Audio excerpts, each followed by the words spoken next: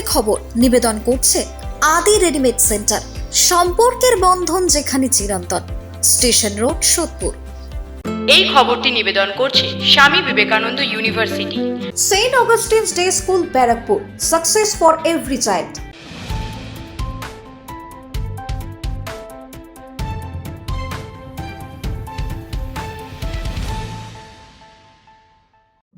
নমস্কার, আপনারা দেখছেন নিউজ বঙ্গ টাইম। 7টায় বঙ্গের খবর নিয়ে আপনাদের সাথে আমি শ্রেয়া।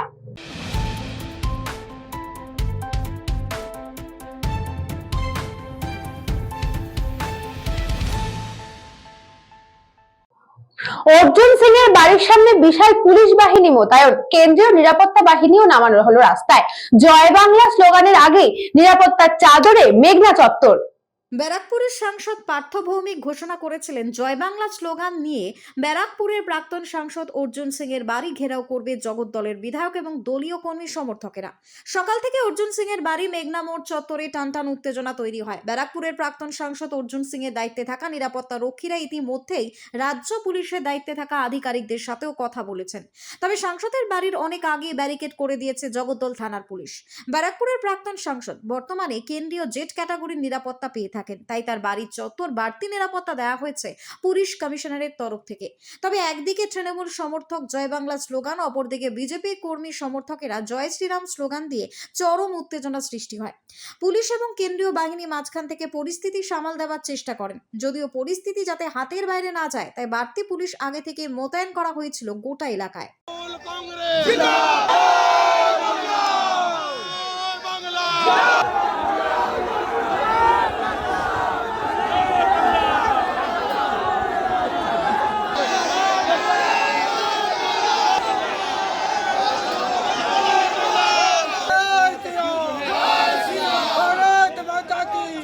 বাংলার ধ্বনির আগে কোনো ধ্বনি পশ্চিমবাংলায় টিকবে না।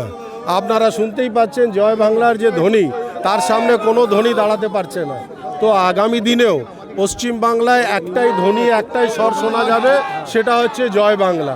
আর মমতা বন্দ্যোপাধ্যায়, অভিষেক বন্দ্যোপাধ্যায়, তৃণমূল কংগ্রেস, এর বাইরে কোনো ধ্বনি আর শোনা যাবে না। পার্থ ভৌমিক আমার সাংসদ, আমার অভিভাবক, যে কথা বলেছেন, আমি তার কথার রেখে আমি আজকে একাই এসেছি, কিন্তু এখানে আসার পরে দেখলাম আমাদের অনেক অনুগামী অনেকেই এখানে উপস্থিত হয়ে গেছে এবং পুলিশ প্রশাসনও উপস্থিত হয়ে গেছে। তাই আমি আজকে যে কথা কালকে ও উইথড্র করে নিয়েছে, ও বলেছে আমি জয় বাংলার বিরুদ্ধে কিছু বলিনি, তার মানে ও নিজেকে সারেন্ডার করেছে। আমি তাকে সম্মান জানিয়ে আরেকটা চ্যালেঞ্জ ছুড়ে যাচ্ছি আজকে প্রেস মিডিয়ার মাধ্যমে, যে উনি বলেছেন পুলিশকে গারদে রেখে দিতে। পুলিশ আমার কথা শুনে গারদে যাবে না, পুলিশ পুলিশের মতন কাজ করবে।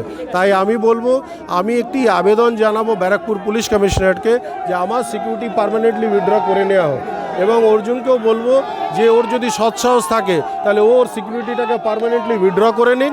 এবার যে মাঠে যে ময়দানে বলবে আমি কথা দিলাম আমি একা আসবো, আমার কোনো অনুগামী আসবে না, আমার কোনো দলবল আসবে না, যদি দরকার হয় কোনো মাঠের মাঝখানে যে তালা বন্ধ করে থাকবো, ওকে ডেকে নেব। তো আমি এটা আবার চ্যালেঞ্জ থ্রো করলাম। লেলিনগরের মিটিং এ পার্থ ভৌমিক চ্যালেঞ্জ করেছিল কি কালকে এক্স এমপির বাড়ি ঘেরাও করে আমরা জয় বাংলা স্লোগান দিব। জয় বাংলা স্লোগান বাংলাদেশের স্লোগান, কিন্তু ঠিক আছে তৃণমূল ওটা করছে, করুক, তাতে আমাদেরকে। কিন্তু আমার এক্স এমপির বাড়ি ঘেরাও করবে, পার্থ ভৌমিক চ্যালেঞ্জ করলো আর নিজের লেগ গুছিয়ে বসে গেল বাড়িতে, দু চারজন পাঠিয়ে দিয়েছে এখানে। তাহলে চ্যালেঞ্জ করলি কেন? আমি তোকে চ্যালেঞ্জ করলে তো আমাকে স্পটে থাকতে হবে না? তাহলে বাপের বেটা হলে আসুক স্পটে। এদের দম আছে নাকি মেঘনা মোড়ে আসার? কি কথা করছেন আপনারা? পার্থ ভৌমিক বুঝুক আর সোমনাথ সেন বুঝুক, চোর চোরটাদের ক্ষমতা আছে আমাদের সঙ্গে লড়ার।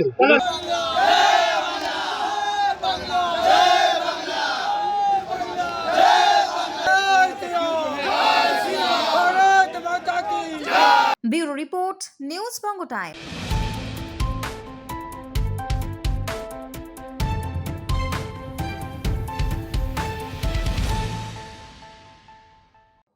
দিনে দুপুরে চুরি করতে গিয়ে হাতে নাতে ধরা পড়লো দুই যুবক, চাঞ্চল্য এলাকায়। দিন দুপুরে চুরি করতে গিয়ে হাতে নাতে ধরা পড়ল দুই যুবক। চাঞ্চল্যকর এই ঘটনাটি ঘটেছে চালসা আপার এলাকার বাসিন্দা উর্মিলা শেওয়ার বাড়িতে। জানা গেছে মঙ্গলবার বিকেল প্রায় 3টে নাগাদ তিন যুবক উর্মিলা শেওয়ার বাড়িতে চুরির উদ্দেশ্যে ঢোকে। ঘরের ভিতরে থাকা আলমারি খুলে তারা তছনছ শুরু করে। সেই সময় উর্মিলা শেওয়ার ভাই ঘরে ঢুকে অপরিচিত তিন যুবককে চুরি করতে দেখে ফেলেন। তিনি তৎপরতার সঙ্গে দুজনকে ধরে ফেলতে সক্ষম হলেও তৃতীয় যুবক পালিয়ে যায়। ঘটনার খবর দেওয়া হয় মেটেলি থানায়। খবর পেতে পুলিশ ঘটনাস্থলে এসে আটক দুই যুবককে থানায় নিয়ে যায়। দিনের বেলাতে জনবহুল এলাকায় এইভাবে বাড়িতে ঢুকে চুরির চেষ্টার ঘটনায় গোটা এলাকায় তীব্র চাঞ্চল্য ছড়িয়েছে।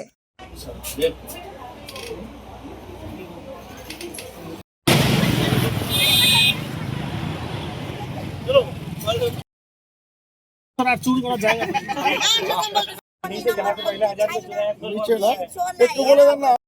কি বলবো, পেনশন কাপড় গডরেজ থেকে শাড়ি টাড়ি নতুন শার্ট নিয়ে গেছে। তারপরে 2 দিন আগে তো 1000 টাকা নিয়ে গেছে। এখন তারপরে আজকে আবার ঢুকছে। 2 জন ছিল, একজনকে আমার দেওয়ার ধরছে, 2 জন পালাই গেছে কাপড়টা ব্যাগে দিয়ে। চালসা থেকে খাদিমুল ইসলামের রিপোর্ট, নিউজ বঙ্গ টাইম।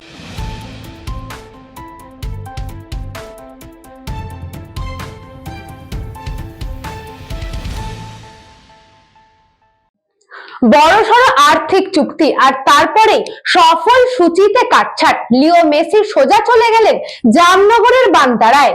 দিল্লি সফর শেষ করে আম্বানির বান্তারায় মেসি। হায়দ্রাবাদ এবং মুম্বাই ঘুরে ভারতের রাজধানী দিল্লিতে মেসির শেষ গন্তব্য ছিল ভারত সফরের। আর্জেন্টিনার কিংবদন্তি সোজা চলে গেলেন বান্তারায়। গুজরাটের জামনগরে মুকেশ আম্বানি পরিবারের নিজস্ব চিড়িয়াখানায় হঠাৎ করে বদলে গিয়েছিল শহরসূচি। জামনগরে অনন্ত আম্বানির স্বপ্নের প্রকল্প চলতি বছরে উদ্বোধন করেছিলেন প্রধানমন্ত্রী নরেন্দ্র মোদী। বন্যপ্রাণী উদ্ধার, সংরক্ষণ এবং চিকিৎসার দায়িত্ব নেওয়া হয় এই বিশেষ প্রকল্পে। রিলায়েন্স ফাউন্ডেশনের পরিচালনায় প্রায় 3000 একর বিস্তৃত এই চিড়িয়াখানায় 43 প্রজাতির 2000 প্রাণী রয়েছে। এশিয়ার বিরলতম সিংহ, তুষার চিতা, একশৃঙ্গ গন্ডার সহ একাধিক বিরল প্রজাতির পশুর বসবাস এই চিড়িয়াখানায়। এবার ভারত সফরে হঠাৎই মেসির গন্তব্য হলো সেই বান্তারা।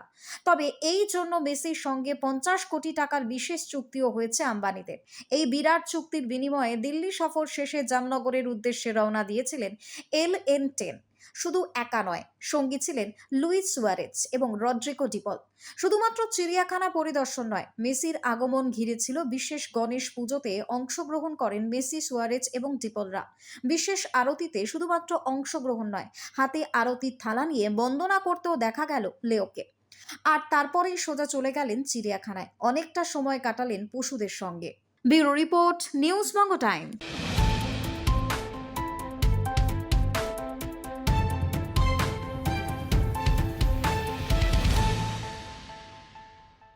তৃণমূল কাউন্সিলর অনুপম দত্তের খুনি 3 দোষীদেরই আজীবন কারাদণ্ডের নির্দেশ দিল ব্যারাকপুর আদালত। প্রায় 3 বছর পর বিচার পেল পরিবার। 2022 সালের 13ই মার্চ আগরপাড়া স্টেশন রোডে স্কুটারে ওঠার সময় তৃণমূল কাউন্সিলর অনুপম দত্তকে খুব কাছ থেকে গুলি করেছিল দুষ্কৃতীরা। ঘটনাস্থলে মৃত্যু হয় পানিহাটি পৌরসভার 8 নম্বর ওয়ার্ডের তৎকালীন পৌরপিতার। পানিহাটি তৃণমূল কাউন্সিলর অনুপম দত্তের খুনের মামলায় 3 আসামির সাজা ঘোষণা করেছিল এদিন ব্যারাকপুর আদালত। বুধবার সঞ্জীব ওরফে বাপি পণ্ডিত, অমিত পণ্ডিত এবং জিয়ারুল মণ্ডলকে যাবজ্জীবন কারাদণ্ড দিল ব্যারাকপুর আদালত। রায়ে খুশি মৃতের পরিবার। তাদের পাশে থাকার জন্য মুখ্যমন্ত্রী মমতা বন্দ্যোপাধ্যায়কেও ধন্যবাদ জানালেন অনুপমের স্ত্রী, বর্তমান তৃণমূল কাউন্সিলর মীনাক্ষী দত্ত। এছাড়াও তিনি আরও বলেন, আমরা ফাঁসি চেয়েছিলাম, যাবজ্জীবন কারাদণ্ড হয়েছে, আমরা কেউ তো আর আইনের ঊর্ধ্বে নই, তবে কলকাতা হাইকোর্টে এই মামলা করালে সেখানেও আমরা লড়ব, দোষীদের শাস্তি চাইব। মহামান্য আদালতকে সম্মান জানাই সবসময়, আজও সম্মানই জানাচ্ছি। বিচার আপনারা ছিলেন, আপনারা শুনতেই পেয়েছেন, আমৃত্যু কারাদণ্ড হয়েছে। আমি তো মৃত্যুর বদলে ফাঁসিই চেয়েছিলাম, ঠিক আছে।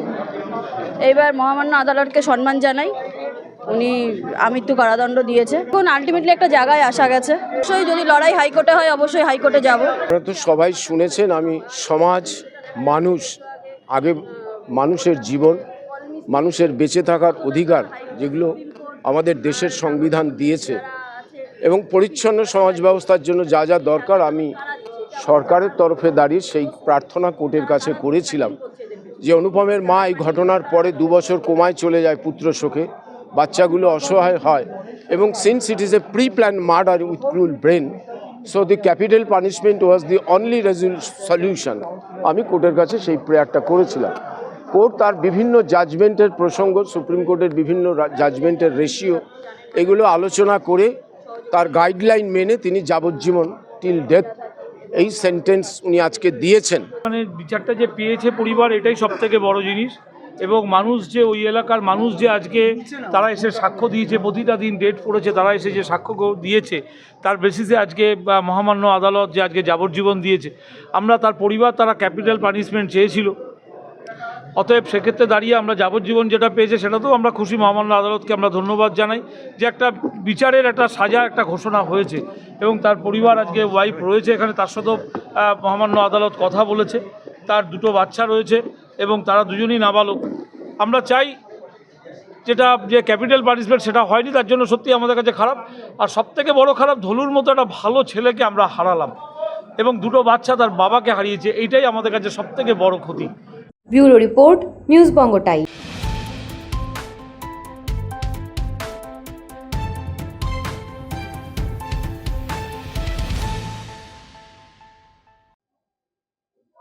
যুবভারতী কেলেঙ্কারির প্রতিবাদে মমতা বন্দ্যোপাধ্যায়ের পদত্যাগের দাবিতে সল্টলেকের যুবভারতী স্টেডিয়ামে বিজেপি বিধায়কদের বিক্ষোভ। সল্টলেক যুবভারতী স্টেডিয়ামে বিজেপি বিধায়কদের বিক্ষোভ। ভেতরে ঢুকতে না পেরে বাইরেই বিক্ষোভ দেখালেন শুভেন্দু অধিকারীরা। মমতা সরকার সেম সেম মমতা সরকার সেম সেম বিজেপি লড়বে বিরোধী দলনেতা সহ 30 জনে মিলে স্টেডিয়ামে ঢুকতে বাধা দিলে কেন? জবাব চাই, জবাব দাও। ভয় পেয়েছে মমতা, ভয় পেয়েছে মমতা। দর্শকদের টাকা ফেরত দিতে হবে। চোরে দেশ সরকার, চোরে দেশ সরকার।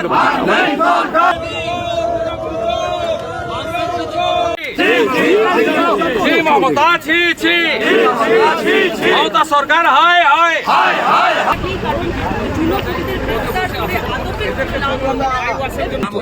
আমরা রিটায়ার্ড জাস্টিসের নেতৃত্বে মমতা ব্যানার্জির মন গড়া কমিটি মানি না, সেই কারণেই কোর্টে গেছি। আগামীকাল অ্যাক্টিং চিফ জাস্টিসের কাছে মামলা রয়েছে। আমরা চাই ইন্ডিপেন্ডেন্ট, রাজ্য সরকারের প্রভাব মুক্ত। মূল অভিযোগ রাজ্য সরকারের। আমরা বিধায়ক, আমাদের দেখার দায়িত্ব রয়েছে। যে দায়িত্ব পালন করবেন না মুখ্যমন্ত্রী, বিরোধী দলনেতার দায়িত্ব সেটা পালন। আমি আমার কলিগদের নিয়ে এসেছিলাম, এরা প্রথমে জানতে পারেনি, তাই ভিতর অব্দি ঢুকে গেছি আমরা। গেটটা আটকে দিয়েছে, যদিও আমরা র্যাম্প থেকে দাঁড়িয়ে ঢাকা স্টেডিয়াম পর্যবেক্ষণ করেছি, এবং আমরা মনে করি এটা এই রাজ্য সরকারের ব্যর্থতা, চুরি, দুর্নীতি, স্বেচ্ছাচারিতা, নেপোটিজম, এবং যেভাবে জলের বোতল করে পড়ে আছে দেখলাম আমরা। জল থেকেও কোটি টাকা বাণিজ্য, এত নিকৃষ্ট মানের মানসিকতা, সংকীর্ণ চোর, ছিচকা চোরের উপরে 20 টাকার জলের বোতল 200 টাকা করে বেচেছে। বাইরে দর্শকদের কাছ থেকে তাদের জলের বোতল কাড়িয়ে নেওয়া হয়েছে। সংগঠিত চুরির বিরুদ্ধে রাজ্য সরকারের প্রভাব মুক্ত হয়ে নিরপেক্ষ তদন্ত দাবি করি, এবং সাথে সাথে দোষী পুলিশ আধিকারিকদের বরখাস্ত, অনুচ্ছেদের জেল যাত্রা, এটাই আমাদের দাবি। এবং শুধু তাই নয়, যুবভারতী বিমানবন্দরের বাইরে এখনো পর্যন্ত জলের বোতল 20 টাকায় বিক্রি হয়েছিল 200 টাকায়। এখনো পর্যন্ত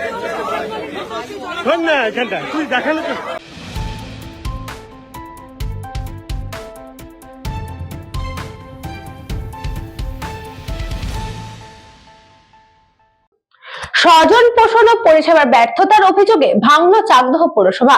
প্রশাসকের হাতে দায়িত্ব, শুরু রাজনৈতিক তরজা।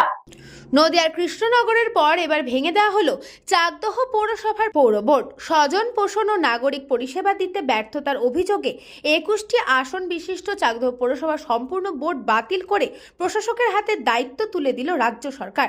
আনুষ্ঠানিকভাবে কল্যাণীর মহকুমা শাসককে প্রশাসক হিসেবে নিয়োগ করা হয়েছে। পৌরসভার বেনিয়ম নিয়ে একাধিকবার অভিযোগ ওঠে। সেই প্রেক্ষিতে পৌর নগর উন্নয়ন দপ্তরের তরফে শোকজ নোটিশ পাঠানো হয়। সন্তোষজনক জবাব না মেলায় শেষ পর্যন্ত কড়া পদক্ষেপ নিল রাজ্য। বিষয়টি নিয়ে বিরোধীদের কটাক্ষ তীব্র। বিজেপির অভিযোগ, দীর্ঘদিন ধরেই চাকদহ পৌর এলাকায় সাধারণ মানুষ ন্যূনতম নাগরিক পরিষেবা থেকে বঞ্চিত হচ্ছিল। অন্যদিকে শাসক দল তৃণমূল কংগ্রেসের মন্ত্রী উজ্জ্বল বিশ্বাসের বক্তব্য, আগামী নির্বাচনের আগে পৌর প্রতিনিধিরা যাতে দলের হয়ে আরো ভালোভাবে কাজ করতে পারেন সেই লক্ষ্যেই এই সিদ্ধান্ত। তবে এ বিষয়ে এখনো পর্যন্ত চাকদহ পৌরসভার কোনো পৌরপিতা প্রকাশ্যে মন্তব্য করতে চাননি। ঘটনাকে ঘিরে চাকদহ জুড়ে রাজনৈতিক উত্তেজনা তুঙ্গে। ওয়েলকাম। আমরা দলের গুণগত সৈনিক, দল করি। দল আমাদেরকে এই আসনে বসিয়েছিলেন, কেউ চেয়ারম্যান, কেউ ভাইস চেয়ারম্যান, কেউ সিআইসি, কেউ কাউন্সিলর। আবার দলই বলবো, প্রশাসন তো দলেরই, দল থেকে তো প্রশাসন হয়েছে, যে প্রশাসন দল যেটা মনে করছেন সিদ্ধান্ত নিয়েছে, ওয়েলকাম। এই মুহূর্তে এইটুকুই বলার আর কি। ষড়যন্ত্র কি করে বলবো বলুন তো? 21 জন কাউন্সিলরই তো আমরা কালকে জেল নাগরিক হয়ে গেল, সাধারণ নাগরিক হলাম। আপনার মতো চাকদাবাসী 1,30,000 লোকের বাস, তাদের তো আমরা জেল পাবলিক হলাম। প্রশাসক এখানে সকলে মিলে সিদ্ধান্ত দেবে যে আমাদের দলকে এখান থেকে জিতাতে হবে, এটাই হচ্ছে আসল। আমাদের যারা করি, আমরা যারা সবাইকে নিয়ে একসঙ্গে নদিয়া জেলায় আমরা দলটা তৈরি করেছিলাম, তাহলে আমাদের মধ্যে এই পার্থক্যটা থাকবে না। যেহেতু যেভাবে হোক না, দল একটা সিদ্ধান্ত নিয়েছে যে এই এলাকার সকলে মিলে পৌরসভা যাকেই দায়িত্ব দেওয়া হোক না, আসল লড়াইটা হচ্ছে আমাদের এখান থেকে আগে জিতিয়ে নিয়ে আমাদের নতুন করে আমাদের প্রার্থীকে, আমাদের তৃণমূলের প্রার্থীকে জেতানো। এটার জন্যই কিন্তু এই লড়াইটাতে তাদের সকলকে নামানোর জন্য এটা একটা দায়িত্ব দেওয়া হয়েছে। উন্নয়ন নিগম দপ্তরের একটা অর্ডার দেখলাম, সেই অর্ডারে যেটা বেরিয়েছে তাতে বলা হয়েছে যে চাকদা পৌরসভা প্রশাসক বসানো হলো। কল্যাণী সাবডিভিশনাল অফিসার অর্থাৎ এসডিও কল্যাণী, তাকে প্রশাসক হিসাবে বসানো হয়েছে। কারণ হিসাবে দর্শানো হয়েছে যে এই পৌরসভা মানুষের সার্বিক পরিষেবা দেওয়ার প্রশ্নে তারা সম্পূর্ণরূপে ব্যর্থ। এই কথা আমি বারবার বলেছি, ডেপুটেশন দিয়েছি বিধায়ক হিসাবে, মানুষ ডেপুটেশন দিয়েছে, ব্যবসায়ীরা ডেপুটেশন দিয়েছে, সাধারণ জনগণ, স্কুলের শিক্ষক শিক্ষিকারা ডেপুটেশন দিয়েছে। শহরে যত্রতত্র জঞ্জাল আবর্জনা ছড়িয়ে থাকতো রাস্তার দুপাশে এবং দুর্গন্ধে মানুষ যাতায়াত করতে পারত না, এবং আরও অন্যান্য উন্নয়নের প্রশ্নেও সরকার এখানে পৌরসভা ব্যর্থ ছিল। নদিয়া থেকে গোপাল বিশ্বাসের রিপোর্ট, নিউজ বঙ্গ টাইম।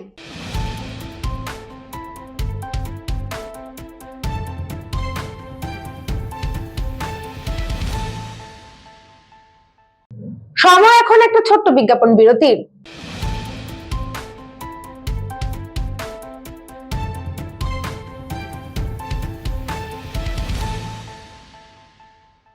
এই খবরটি নিবেদন করছে স্বামী বিবেকানন্দ ইউনিভার্সিটি। আপনার সন্তানের স্বপ্নের ভবিষ্যৎ গড়ে তোলার একমাত্র সঠিক ঠিকানা। যোগাযোগ 7044086270। St. Augustine's Day School, Barakpur. Success for every child. Admission open session 2026 to 2027. Contact number 9007934555. পুরীর খাঁচা মানে আদি নৃসিংহ সুইটসের খাঁচা। স্বর্গদুয়ার থেকে মন্দিরে যাওয়ার রাস্তায় পিপি প্যালেসের বিপরীতে মিলবে খাজার খাজানা আদি নৃসিংহ সুইটস।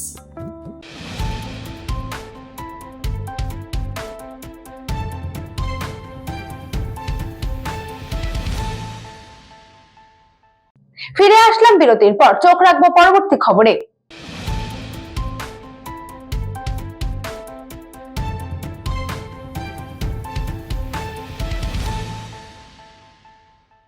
বাবরি মসজিদের নামকরণ ঘিরে সাংবাদিক সম্মেলন মুসলিম আঞ্জুমান কমিটির।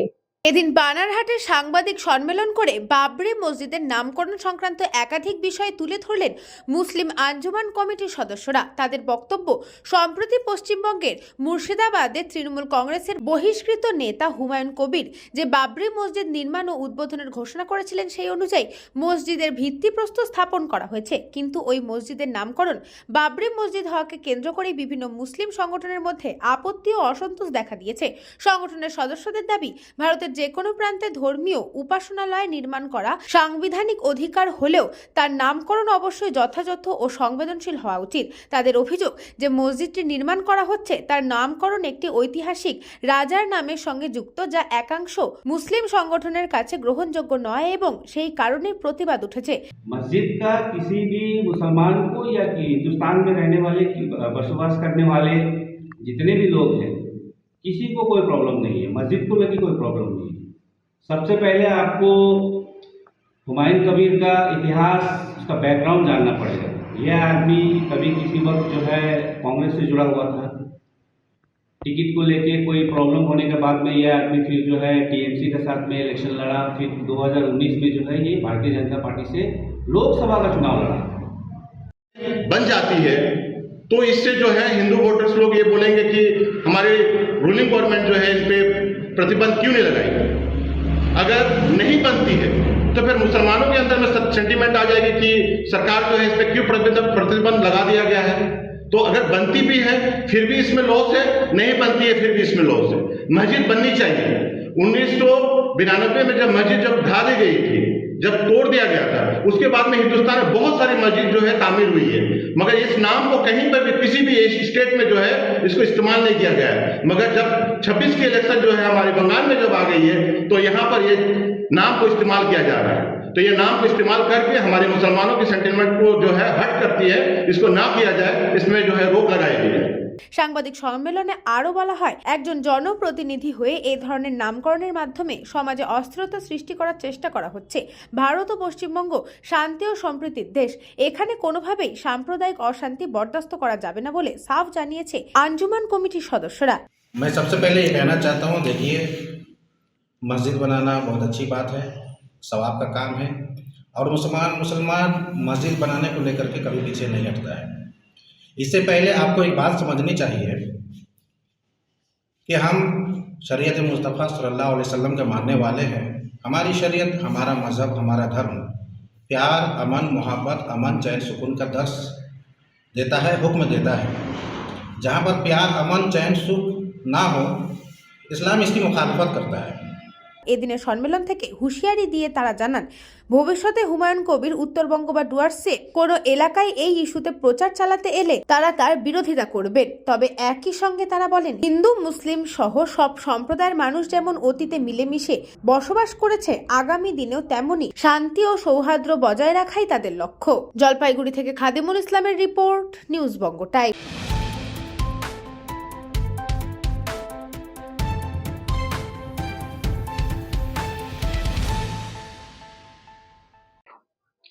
বাংলা বাঁচাও যাত্রা কোচবিহার থেকে শুরু হয়ে দিন দক্ষিণেশ্বরে বড়নগর হয়ে দমদম নাগের বাজারে গিয়ে শেষ হয়। আর সেখানে সিপিএম এর পশ্চিমবঙ্গ রাজ্য কমিটির সভানেত্রী মীনাক্ষী মুখোপাধ্যায়ের মুখে শোনা গেল রাজ্য সরকারের বিরুদ্ধে একরাশ ক্ষোভ। সিপিএম এর পশ্চিমবঙ্গ রাজ্য কমিটির পক্ষ থেকে বাংলা বাঁচাও পদযাত্রা শুরু হয় গত 29শে নভেম্বর উত্তরবঙ্গের কুচবিহারের মাথাভাঙ্গা থেকে। সেই পদযাত্রা 11টা জেলা পরিক্রমা করে গত 14ই ডিসেম্বর উত্তর 24 পরগনা জেলায় প্রবেশ করে। হুগলি জেলা হয়ে দক্ষিণেশ্বর বিবেকানন্দ ব্রিজ গঙ্গা পার করে দক্ষিণেশ্বর অঞ্চলে, সেখান থেকে বড়নগর হয়ে দমদম নাগের বাজারে গিয়ে শেষ হয় বাংলা বাঁচাও পদযাত্রা। এই দিন এই পদযাত্রার তৃতীয় দিনে উত্তর 24 পরগনা জেলার বিভিন্ন অঞ্চল পরিক্রমা করে পানিহাটি সোদপুর ট্রাফিক মোড় বিটি রোডে প্রবেশ করে। সেখানে সারা ভারত গণতান্ত্রিক মহিলা সমিতির উত্তর 24 পরগনা জেলা কমিটির পক্ষ থেকে জেলা সমাবেশ করা হয়। এই পানিহাটিতেই কলকাতার আরজিকর মেডিকেল কলেজ অ্যান্ড হাসপাতালের ছাত্রী এবং ডাক্তার তাকে নৃশংসভাবে ধর্ষণ করে খুন করা হয়। এখনো বিচার পায়নি মানুষ, বিচারের দাবিতে এখনো লড়াই করছে। এবং ব্যারাকপুর মহকুমার শিল্পনগরী ছিল, আজ সেই শিল্পনগরী শ্মশানে পরিণত হয়েছে। কামারহাটি পৌরসভা, বড়নগর পৌরসভা এবং খড়দহ পৌরসভা পৌর পরিষেবা বলতে কিছুই নেই। করের বোঝা মানুষের উপর ক্রমশই বাড়ছে।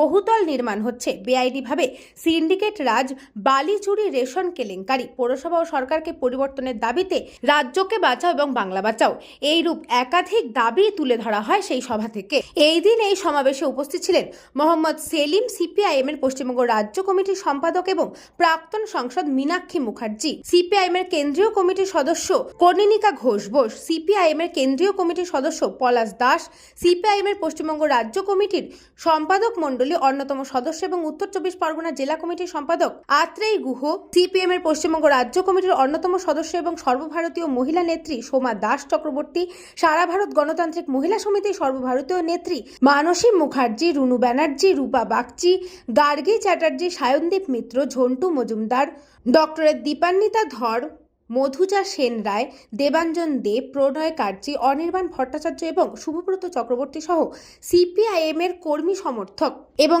এলাকার সাধারণ মানুষ সহ ছাত্র, যুব, মহিলা নেতৃত্ব এবং কর্মীরা এদিনের এই বাংলা বাঁচাও সমাবেশে অংশগ্রহণ করেন। লাল ঝান্ডা লড়ছে, লড়বে, অভয়ার অপরাধীদের শাস্তির দাবিতে লাল ঝান্ডা লড়ছে, বিজেপির হাতে বিভাজিত মানুষকে দ্রুত জায়গায় নিয়ে যাবে। এটাকে ভাঙতে পারলে আমাদের কর্মসংস্থানের এই বিপন্নতা থাকবে না। আমাদের স্কুল আর কলেজগুলো উঠে যাওয়ার জায়গায় গেছে। এটা আমি ওদেরকে বললাম আমি পানিহাটিতে গেলে একই জিনিস দেখবো, আপনাদের নিশ্চিত করতে পারি। আর এখন মীনাক্ষীকে কিছু না হলেও আরো 25 মিনিট কম লাগতো। এই গোটা রাস্তা জুড়ে যেভাবে মানুষ দেখেছেন, যে আকুতি নিয়ে তাদের এক্সপ্রেশনে যা ধরা যাত্রার নামে থেকে বোঝা যাচ্ছে এটা একটা অভিযান। কালকে যে কুচবিহার থেকে যেটা আসছে, এখন যেটা উত্তর 24 পরগনা জেলায় ঘুরছে, সেইটা একটা সমাপন হবে। কিন্তু এই অভিযানটা চলবে যতক্ষণ না বাংলাকে এই গাড্ডা থেকে উদ্ধার করা হচ্ছে। বাংলার শিক্ষা, সংস্কৃতি, মনীষা, আমাদের ঐতিহ্য, আমাদের সম্প্রীতি, আমাদের শিল্প, কল কারখানা, ফসল যতক্ষণ না বাঁচানো যাচ্ছে, বেকারদের কাজের অধিকার বাঁচানো যাচ্ছে, ততদিন পর্যন্ত এই অভিযান চলবে। এ বাংলা থেকে দুর্নীতিগ্রস্ত এবং গুন্ডারাজের সরকারকে হাঁটানো এবং এই সরকারকে টিকিয়ে রাখার জন্যে দিল্লিতে নাগপুর থেকে আরএসএস বিজেপিকে এখানে কাজে লাগিয়ে যেভাবে বাইনারি সেট করে এবং গোটা পশ্চিমবঙ্গের সংস্কৃতিকে নষ্ট করে ধর্মের রাজনীতি করতে চাইছে, সেই বিজেপিকেও এখান থেকে খেদানো। এবং এই লড়াইয়েই লাল ঝান্ডা সারা বছর ধরে করছে। এটা কালকের, আজকের, পরশুকাল লড়াই নয়। মানুষের উন্নতিতে, মানুষের বিরোধী তৃণমূল এবং বিজেপিকে এই পশ্চিমবঙ্গ থেকে দূর করতেই হবে। তখন আমাদের কাছে খবর, স্বরূপনগরের লড়াকু মানুষ তাদের হাই। বলরাম বসুর রিপোর্ট, নিউজ বঙ্গ টাইম।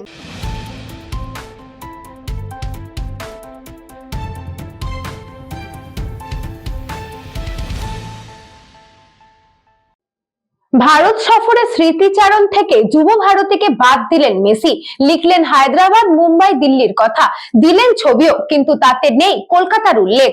কলকাতা ও যুব ভারতী দিয়ে ভারত সফর শুরু হয়েছিল লিওনেল মেসির, কিন্তু যুব ভারতের বিশৃঙ্খলায় তিনি কতটা বিরক্ত হয়েছেন তা বুঝিয়ে দিলেন মেসি নিজেই। ভিডিওয়ে সকলের আগে থাকতে পারত যুব ভারতী, সকলের আগে থাকতে পারত যুব ভারতীতে মেসিকে নিয়ে ভক্তদের উন্মাদনা, কিন্তু তা কিছুই হলো না। যুব ভারতী যে লিওনেল মেসির হৃদয়ে জায়গা করতে পারেনি তা নিজেই বুঝিয়ে দিলেন তিনি। ভারত সফরের একটি ভিডিও নিজের ইনস্টাগ্রামে পোস্ট করেছেন মেসি। সেখানে মুম্বাই, হায়দ্রাবাদ, দিল্লি সব জায়গার অনুষ্ঠান জায়গা করে নিলেও জায়গা পায়নি শুধুমাত্র যুব ভারতী।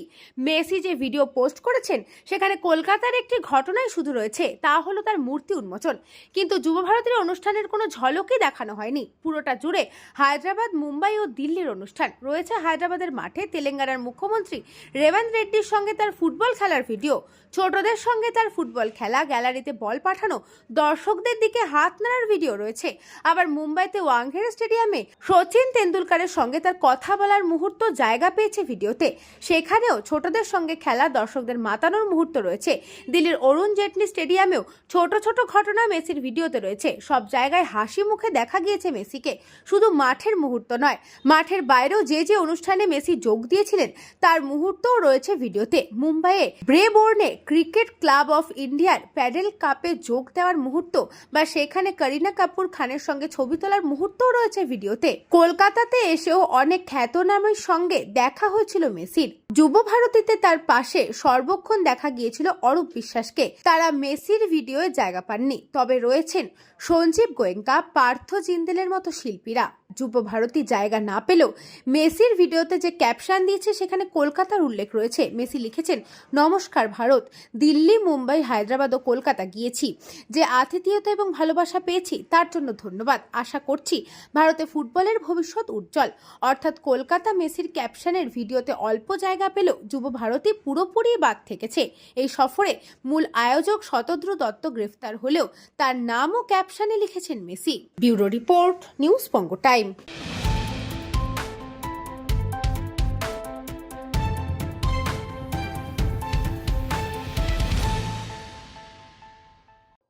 যুব ভারতী বিশৃঙ্খলার তদন্তে সিআইটি মাঠ ঘুরে দেখলেন জাভেদ শামীমরা।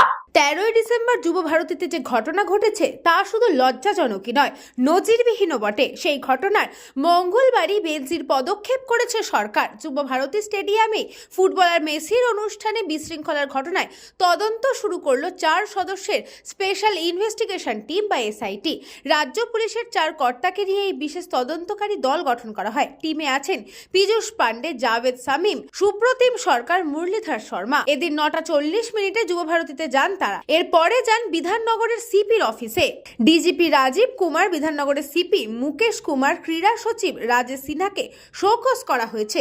সাসপেন্ড করা হয়েছে বিধাননগরের ডিসি অনিশ সরকারকে। যুব ভারতী ক্রীড়াঙ্গনে সিইও দেবকুমার নন্দনকে মিসম্যানেজমেন্টের জন্য অব্যাহতি দেওয়া হয়েছে। রাজীব কুমারের কাছে জানতে চাওয়া হয়েছে কেন স্টেডিয়ামে সুষ্ঠু সমন্বয় হয়নি। 24 ঘন্টার মধ্যে কারণ দর্শাতে বলা হয়েছে। বিধাননগরের সিপি মুকেশ কুমারের কাছে জানতে চাওয়া হয়েছে কেন কমিশনের ভিড় নিয়ন্ত্রণে ব্যর্থ হলো। তাকেও 24 ঘন্টার মধ্যে জবাব দিতে বলা হয়েছে। ডিসি অনিশ সরকারকে কর্তব্যে গাফিলতির অভিযোগে সাসপেন্ড করা হয়েছে। বিভাগীয় তদন্তের মুখে পড়তে হবে তাকে। একই সঙ্গে সার্বিক তদন্ত এগোবে। সেই তদন্ত করবে 4 সদস্যের এসআইটি। সেই মতোই এদিন সকালে যুব ভারতীতে যান জাভেদ শামীমরা। বিভিন্ন জায়গা পরিদর্শন করেন তারা। কিভাবে 13 তারিখ এত বড় অব্যবস্থা হলো, কিভাবে মেসির চারপাশে এতজন ঢুকলেন, কিভাবেই বা স্টেডিয়াম ভাঙচুরের মতো ঘটনা ঘটলো, সব দিকই তারা খতিয়ে দেখবেন বলে সূত্রের খবর। ব্যুরো রিপোর্ট, নিউজ বঙ্গ টাইম।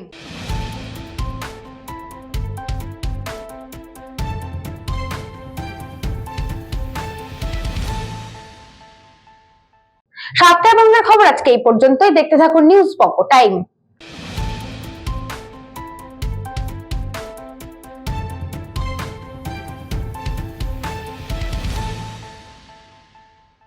এই খবরটি নিবেদন করছে স্বামী বিবেকানন্দ ইউনিভার্সিটি। আপনার সন্তানের স্বপ্নের ভবিষ্যৎ গড়ে তোলার একমাত্র সঠিক ঠিকানা। যোগাযোগ 7044086270। St. Augustine's Day School, Barakpur. Success for every child. Admission open session 2026 to 2027. Contact number 9007934555. পুরীর খাঁচা মানে আদি নৃসিংহ সুইটসের খাঁচা। স্বর্গদুয়ার থেকে মন্দিরে যাওয়ার রাস্তায় পিন্ডি প্যালেসের বিপরীতে মিলবে খাজার খাজানা আদি নৃসিংহ সুইটস।